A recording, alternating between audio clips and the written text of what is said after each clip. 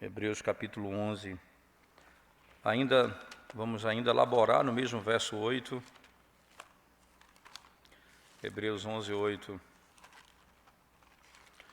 Diz assim a palavra de Deus: Pela fé, Abraão, quando chamado, obedeceu, a fim de ir para um lugar que devia receber por herança, e partiu sem saber aonde ia.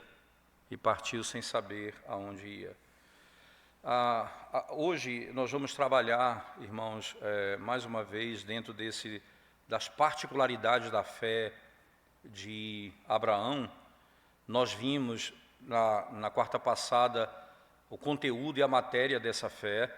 Hoje nós vamos ver o fim dela, certo? O aspecto último dela, que é, como nós podemos olhar no texto, né, a expressão herança, que devia receber por herança, isto é, obedeceu a fim de ir para um lugar que devia receber por herança, receber um lugar por herança. Então nós vamos trabalhar aqui o conceito de Canaã, da terra prometida, para onde aponta e o significado dela à luz da fé de Abraão, naquilo que ele creu como ordenado pelo próprio Senhor, certo? Então, esse é o segundo aspecto particular da fé de Abraão. Vamos repetir: o fim, tá certo? Ele sai da sua pátria, da sua terra, e vai para obter uma herança que ele não podia ver, como o texto vai descrever lá na frente, tá certo? Então, esse é o segundo ponto. Entendendo esse aspecto e do que nós vamos lidar agora, perceba que Abraão, diante do mandamento de Deus, ele sai da sua terra, da sua cidade, da sua parentela, e vai para uma terra que ele vai herdar, e ele vai possuir essa terra, isto é, ele vai tomar posse daquilo que Deus lhe deu. Literalmente, é isso que o texto vai descrever. O detalhe é que você vai encontrar em alguns lugares do Novo Testamento meio que uma negação aparente dessa verdade.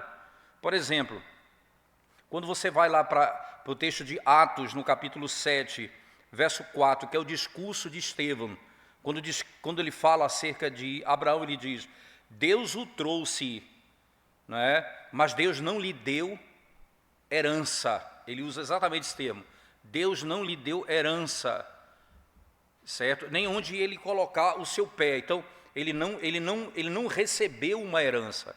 É interessante porque o que o texto da carta aos Hebreus descreve é que ele saiu da sua pátria e foi herdar uma coisa, ele recebeu uma herança. E ao mesmo tempo, Estevão diz que Deus não lhe deu uma herança. É o texto de Atos, no capítulo 7, verso 4. Qual o problema e como devemos lidar com esse texto? Primeiro, irmãos, veja só, em que sentido Abraão possuiu essa herança? Em que sentido ele possuiu e em que sentido ele não possuiu essa herança? Em que aspecto Estevão está falando, em que aspecto o autor da carta aos Hebreus está falando? Então, se você pensar no aspecto físico e terreno, ele não pisou na terra, isto é, ele não possuiu aquela terra. Ele andou por ela e não tomou aquela terra como sendo sua. Mas como é que ele recebeu por herança aquilo que ele não tomou como seu? Em que sentido, então, o autor da carta aos Hebreus está dizendo? Dois sentidos básicos. Primeiro, sacramentalmente, ele vai tomar posse dessa terra. E segundo, na sua posteridade, ele vai tomar posse dessa terra. Veja só, primeiro, entenda isso sacramentalmente e depois na sua própria posteridade. Então vamos pensar no aspecto sacramental, irmãos. A terra de Canaã, ela não deve ser entendida, tá certo, simplesmente como uma cidade, uma região na Ásia, não é? Ou então um lugar que produzia fruto e tinha muita riqueza ou coisas dessa natureza. E aqui, esse não é exatamente o sentido básico que nós devemos buscar nessa expressão, mas o que exatamente o Senhor nos ensina aqui que Abraão adquiriu ou herdou basicamente. Abraão, irmãos, ele, na sua própria pessoa, veja bem, ele herdou isso, entenda? Na sua própria pessoa. Como que ele herdou isso? Porque ele foi foi trasladado, ele foi tirado dessa terra e foi, depois da sua morte, levado para a glória nos céus. Ele sai dessa vida e adentra os céus. Então, nesse aspecto, a glória dos céus é chamado o seio de Abraão. Veja que coisa interessante. Lá em Lucas 16, por exemplo, quando Lázaro adentra os céus, diz que ele estava no seio de Abraão. Essa é a nomenclatura do lugar onde ele se encontra, não é? Literalmente. Então, consequentemente, irmãos, entenda, a primeira coisa que nós vamos aprender aqui com essa doutrina é que Deus, ao realizar suas promessas, muitas vezes, frequentemente, não é? Ele não vai nos conceder aquela coisa prometida particularmente, mas alguma coisa equivalente ou mesmo melhor do que aquilo que ele falou. Isso é um ponto importante na interpretação do cumprimento das promessas. Vou dar um exemplo prático do quinto mandamento. Quinto mandamento, o que é que diz o quinto mandamento? Diz, olha, honra teu pai e tua mãe, o que é que vai acontecer se você honrar teu pai e tua mãe? Você vai viver vida longa na terra que o Senhor teu Deus te dá. Mas e quando aconteceu um caso como Abel, que foi um filho obediente a Deus e morreu tão cedo? O que foi que Deus deu a Abel maior do que a terra prometida? Ele deu a vida eterna. Não é apenas proporcional, irmãos, mas excede a promessa que foi dada. Aqui ele prometeu a Abraão a terra de Canaã, mas quando chegou a realização, ele concedeu a ele algo melhor, a verdadeira Canaã, o reino dos céus. Então, primeiro aspecto da posse dessa terra, da herança que ele adquire, é sacramentalmente. Como sacramento, ele recebe aquilo que virá com maior glória no futuro. Um princípio que nós podemos extrair daqui, irmãos, como nós devemos ter sabedoria, não é? E o verdadeiro discernimento da misericórdia de Deus no cumprimento das suas promessas. Porque nem sempre Deus ele vai conceder, irmãos, a mesma coisa aos seus filhos, e como se não estivesse cumprindo as suas promessas nisso. Entenda, alguns entraram na terra prometida, Abraão não entrou. E o que Abraão recebeu? Algo superior àquilo que era guardado aqui nessa própria terra. Algumas vezes, irmãos, ele dá aquilo que é particular, que foi prometido. Como os filhos de Israel, nós vimos, né? Eles foram, por exemplo, libertos do Egito, saíram do Egito. Por exemplo, o rei Ezequias, ele teve sua saúde restaurada e coisas afins. Algumas vezes, ele não dá, irmãos, aquilo que é particularmente requerido, mas ele dá o que é melhor para os seus filhos. É como se nós estivéssemos em grande perigo e clamássemos por libertação e tivéssemos alguma necessidade e nós tivéssemos ali naquele contexto o suprimento na promessa de Deus de que nós teremos algo melhor do que nós estamos vivendo ou passando. Algumas vezes Deus não nos liberta dos nossos problemas, muitas vezes Ele não nos tira do problema, mas o que é que Ele nos dá? Ele nos dá paciência, Ele nos dá um coração submisso, que nos faz suportar aquilo que nós estamos passando. E que nós precisamos muitas vezes mais isso do que qualquer outra coisa. Deus ouve as orações e cumpre suas promessas para com o seu povo da maneira mais gloriosa do que aquilo que eles podem mesmo esperar. Isso aqui é um aspecto importante. Abraão foi prometido a ele uma terra, e você não vai encontrar em Abraão, em nenhum momento na registro da Escritura, amargura, Pelo contrário, é dito no texto sagrado que ele aguardava uma cidade cujo arquiteto e edificador era o próprio Deus. Era o próprio Deus. O segundo aspecto em que essa promessa se cumpre em Abraão, irmãos, se cumpre na sua posteridade. Deus prometeu a ele mesmo, a próprio Abraão, quando ele tinha 75 anos de idade, Gênesis 12, verso 4. Mas prometeu a ele e a sua descendência, capítulo 15, verso 7 de Gênesis. Entretanto, nem ele, nem sua descendência imediata usufruiu dessa promessa. Mas a sua posteridade, os israelitas, 430 anos depois, como Paulo descreve em Gálatas 3,17, eles entram na terra prometida. Abraão herdou essa terra, essa promessa na sua posteridade, que é parte dele. E eles herdaram, muitos anos depois, aquilo que foi prometido ao próprio Abraão. O que é que nós podemos aprender desse princípio aqui, irmãos? Que Deus, na realização de suas promessas, nem sempre nos dá a coisa prometida aqui e agora. E nós devemos aprender que nem sempre Ele vai realizar isso nas partes específicas no tempo e no espaço, mas certamente Ele vai cumpri-las na sua plenitude no tempo determinado.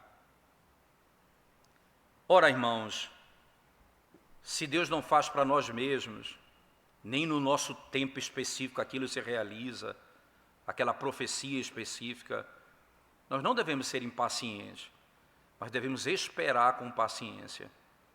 Sabe o que é que o profeta diz lá em Abacuque, no capítulo 2, Abacuque capítulo 2, versículo 3, Abacuque, deixa eu pegar aqui rapidamente, irmãos, Abacuque 2, verso 3 diz assim, pode ser o verso 2 e 3, Abacuque 2, verso 2 e 3 diz assim, então o Senhor me respondeu e disse, escreve a visão e grava claramente em tábuas, para que nelas leia o que correndo passa, porque a visão é ainda para o tempo determinado, pois no fim falará e não mentirá, se tardar, espera-o, porque certamente virá, não tardará.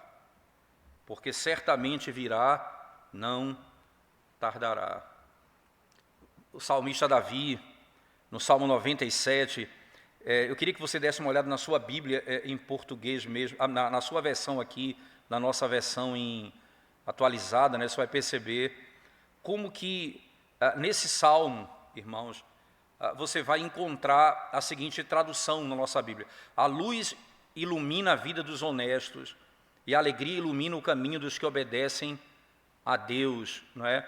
Salmo 97, 11, é a forma como está aqui estabelecida. Agora, quando você pega o mesmo texto, numa outra versão, por exemplo, a corrigida fiel, não é? Salmo 97, 11, você vai perceber que na corrigida fiel ele tem uma tradução diferente. O que é que ele diz lá? Ele diz assim, a luz semeia-se para o justo, e a alegria para os retos de coração. Veja, na nossa versão, a luz ilumina, mas literalmente no texto hebraico está escrito assim, a luz semeia-se para o justo. O que é que ele está colocando, irmãos? Qual a ideia aqui? A luz, irmãos, e a alegria pertence a ele. Mas como? Como é que pertence a ele? Porque foi semeada. É lançada a ele em esperança. É lançada a ele em expectativa e não na concretude. Você lança uma semente e aguarda ela crescer e dar frutos. Você tem esperança naquilo que vai acontecer. Assim como o agricultor joga a semente na terra e fica contente, irmãos, quase o ano inteiro, sem olhar para o fruto e sem ter um lucro naquele momento, até que ela chega no tempo determinado. Assim nós devemos esperar pacientemente no Senhor e saber que tudo aquilo que Ele prometeu, nós ou os nossos, depois de nós, vão usufruir plenamente daquilo. Vão usufruir daquilo plenamente. E dessa maneira, nós podemos ver, irmãos, como Abraão herdou a terra de Canaã. Como foi que ele herdou? Ele herdou a terra sacramentalmente e herdou a terra na sua posteridade. Ele não herdou a terra entrando nela e adquirindo, tomando posse dela, como claramente Estevão vai dizer em Atos no capítulo 7. Um outro aspecto importante que deve ser observado, quando Deus prometeu isso a Abraão, irmãos, né, que ele deveria ter que lhe daria a terra de Canaã, né, você vai perceber que essa terra, quando Deus prometeu, ela era dominada por muitos reis, poderosos reis. Era o domínio daquele lugar. E aqui você deve imaginar, irmãos, deveria passar no coração de Abraão a dúvida, ou imaginar ele, que Deus talvez não fosse cumprir aquela promessa. Mais ou menos 40 reis, grandes, irmãos, e pequenos naquela região, poderosos também. Você pode ver em Josué, no capítulo 10 a 12, essa realidade. E posteriormente, você vai ouvir lá em Números, no capítulo 13, verso 28 e 29, ele diz, o povo deles é em grande número, eles são fortes, as cidades são todas bem muradas, e ela é cheia de gigantes, cheia de gigantes. Entretanto, no meio de tudo isso, ele apenas creu e obedeceu. Deus nos dará por herança essa terra. Ele foi, ele tomou posse e morreu na fé de que Deus ia realizar a sua promessa e que sua posteridade herdaria essa terra. Até a época do próprio Cristo. Alguém pode perguntar, como isso pode acontecer de fato, irmãos? Como é que isso pode acontecer? Porque Abraão cria e conhecia e sabia que Deus era o Rei dos Reis, e ele tinha o mundo e os reinos do mundo em suas mãos e disposição. Ele, ao conhecer Deus, aquele que fala, ele estava seguro que Deus poderia fazer acontecer, realizar aquilo que ele falou, mesmo diante da total falta de, vamos chamar assim, esperança humana. Não havia uma única esperança humana. Ele creu naquilo que Deus falou e ele confiou no Senhor. Mas o que passava no coração dele? Como lá o profeta Daniel, irmãos, no capítulo 4, no versículo 17, você vai perceber nas palavras do próprio profeta Daniel dizendo o seguinte, né? Essas são as palavras que ele diz, né? E todo o povo conhece que Deus é altíssimo e que ele governa sobre todos os reinos da terra. Ele dá esses reinos a quem ele quer. Perceba, há uma consciência no coração de Daniel e, ao mesmo tempo, essa é a fé de Davi, ou melhor, a fé de Abraão, de que Deus é o Senhor de todos e de todo o reino, e Ele dá o reino a quem Ele quer. Isso faz com que ele olhe para aquela realidade e não tema. Ele obedeça a Deus e saia da sua terra e vá para uma terra que ele não conhece. Você vai olhar ainda para toda essa história, né? E como que Davi resume isso, irmãos, de uma beleza ímpar, no Salmo 44. Queria que você abrisse esse texto comigo. Apenas os 2 primeiros versos do Salmo 44. Veja a beleza com que Davi descreve esse momento que Deus fez, como ele olhava para aquilo que acontecia na história.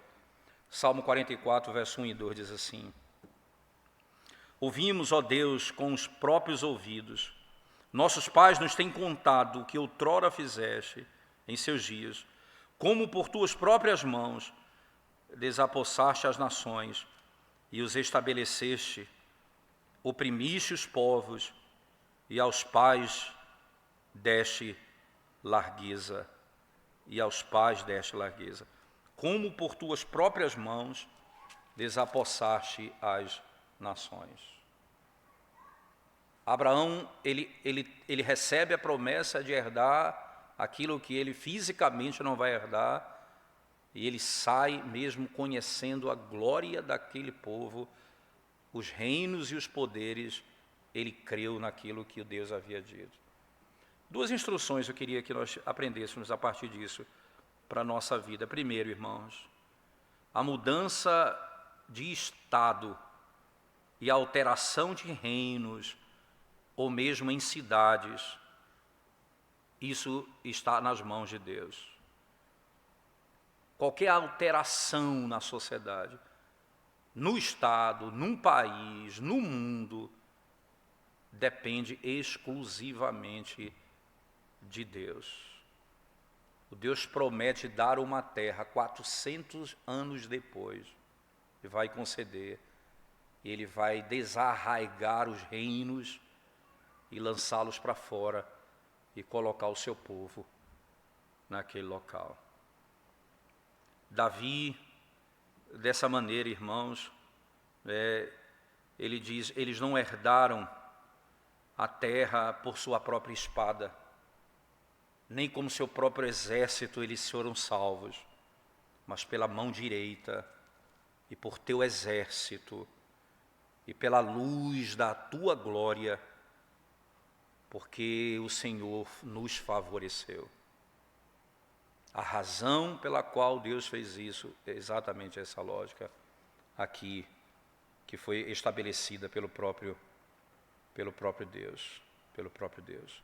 Ora, se você ainda olhar para o texto sagrado, irmãos, você vai perceber como que a lógica da ação de Abraão em sair de um lugar para o outro passava pela consciência inequívoca de que aquilo que era não seria, porque Deus havia ordenado que aquele lugar não pertenceria mais às nações, mas a Israel. Isso deve nos ensinar a orar fervorosamente nas nossas orações diárias, para o bem do estado que vivemos, para o bem da nação que vivemos, onde nós vivemos, irmãos. Devemos suplicar a Deus as misericórdias, porque essa é a lógica da Escritura Sagrada. E você vai aprender também, à luz do próprio texto, não é? Que o próprio Rei dos céus é aquele que dá e estabelece os reis na terra. Você sabe que lá no livro de 2 Reis, eu queria que você prestasse bem atenção nessas palavras. Segundo livro dos Reis, capítulo 13, verso 14, diz assim o texto sagrado. 2 Reis 13, verso 14.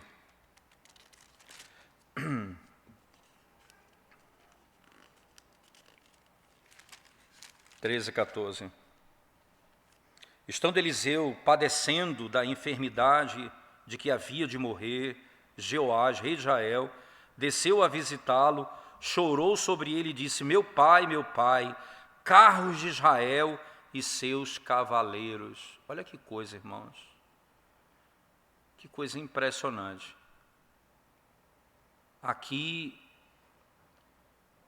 diante da morte de Eliseu, como é que eles vão chamá-lo? Veja, estando Eliseu padecendo da enfermidade de que havia de morrer, Jeoás, o rei de Israel, desceu a visitá-lo, chorou sobre ele e disse: meu pai. Ora, um profeta piedoso é tratado assim pelo rei de Israel, e ele diz, veja como ele o chama, carros de Israel e seus cavaleiros. Ele se dirige a ele. O homem que ora a Deus, ele chama carros de Israel e seus cavaleiros. Esse é o homem da guerra, é o homem que confia no Deus que pode transtornar reinos e mudar a sorte de homens e libertar povos. E não foi exatamente assim que aconteceu, irmãos. William Perkins vai dizer: Elias, por sua oração, foi reconhecido pelo próprio rei como seu pai e, ao mesmo tempo, carros de Israel e seus cavaleiros. Os que suplicam a Deus fervorosamente são como os carros de Israel e seus cavaleiros, de onde procederá toda a transformação do mundo. Outro aspecto e outra instrução que nós podemos extrair desse texto, irmãos, é que nós aprendemos que é a ruína dos reinos e a destruição do Estado, o pecado e a impiedade. O que levará os reinos a serem destruídos é o pecado e a impiedade. Isso é o que é mais claro na Escritura, irmãos. É mais claro. Eu queria que você não se cansasse de ler alguns textos comigo para você perceber essa verdade. Perceba primeiro, Gênesis 15, verso 16, o próprio Deus, quando faz o pacto com Abraão, ali naquele contexto, ele fala acerca dos povos que habitam naquela terra. E sabe o que vai acontecer quando eles forem sair de lá? Gênesis 15, 16 diz assim: na quarta geração tornarão para aqui, porque não se encheu ainda a medida da iniquidade dos amorreus. Você sabe o que vai arrancá-los daquele lugar? A prática da iniquidade, a opressão e a prática do mal. Deus diz, ainda não encheu a medida deles. Mas outra coisa interessante, em Deuteronômio, no capítulo 18, verso 9 e 12, preste atenção comigo, por favor. Deuteronômio 18, versículo 9 e verso 12.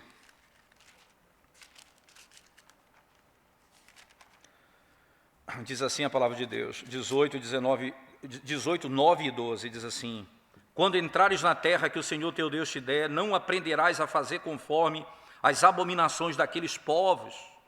Verso 12 do mesmo capítulo 18, diz assim: pois todo aquele que faz tal coisa é abominação ao Senhor, e por estas abominações o Senhor teu Deus os lança de diante de ti. Se encheu a medida deles, irmãos.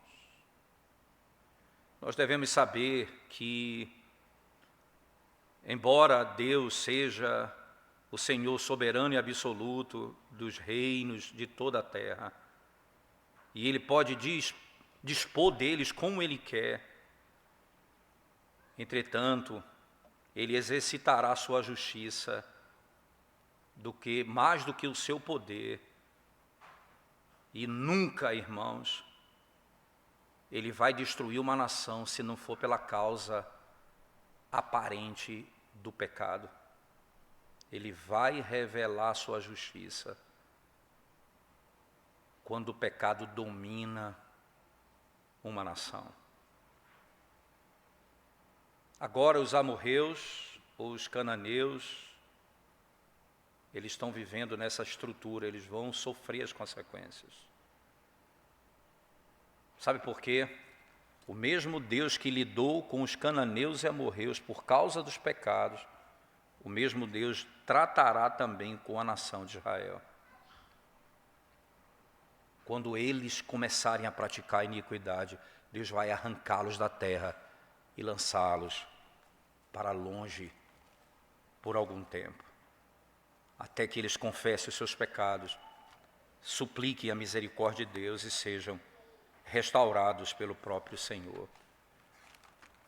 No livro de 2 Reis, acompanhe a leitura comigo, capítulo 17, do verso 17 e 19 de 2 Reis, diz assim a palavra de Deus, 17, verso 17 e 19, diz assim: também queimaram a seus filhos e as suas filhas como sacrifício, deram-se à prática de adivinhações e criam em agouros e venderam-se para fazer o que era mal perante o Senhor, para o provocarem a ira. pelo que o Senhor muito se indignou contra Israel e o afastou da sua presença, e nada mais ficou senão a tribo de Judá. Aí veja o 19, também Judá não guardou os mandamentos do Senhor, seu Deus, antes andaram nos costumes que Israel introduziu. Isso deve nos fazer olhar para a nossa própria vida, irmãos, e prestar atenção nos nossos próprios pecados, e clamar por misericórdia,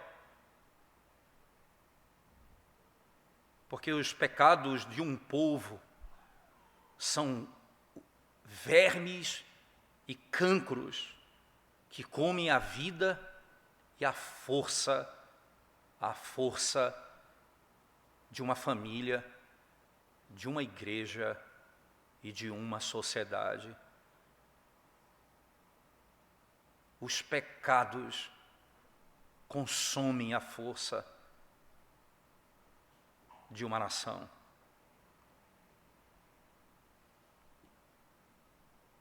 É por isso que nós não poderíamos deixar de proclamar o Evangelho, irmãos.